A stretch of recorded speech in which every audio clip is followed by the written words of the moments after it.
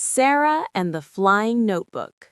Sara was a curious girl who loved to learn new things. She lived in a small town where days were quiet and nights were full of stars. Every morning, Sara went to school with a big smile, but deep inside, she felt sad.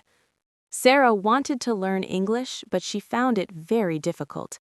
New words confused her, long sentences scared her, and when the teacher asked questions, her heart started beating fast. Many times she thought, maybe I am not smart. One evening, after a hard day at school, Sara sat in her room and opened her old notebook. This notebook was special to her. It was full of mistakes, crossed words, and half-written sentences. Sara looked at it and sighed.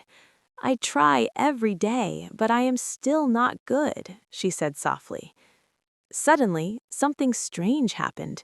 The notebook began to shake. Sara opened her eyes wide. Before she could stand up, the notebook slowly started to fly.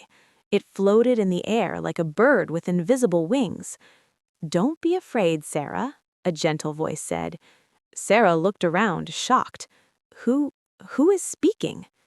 It's me, the notebook replied. Your flying notebook. Sara couldn't believe it. You can talk?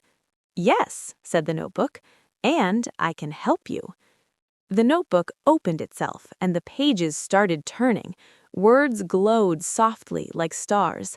Sara, the notebook said kindly, you think mistakes are bad, but mistakes are your best teachers. Sara listened carefully. Every word you write, even the wrong ones, makes you stronger, the notebook continued. Learning is a journey, not a race.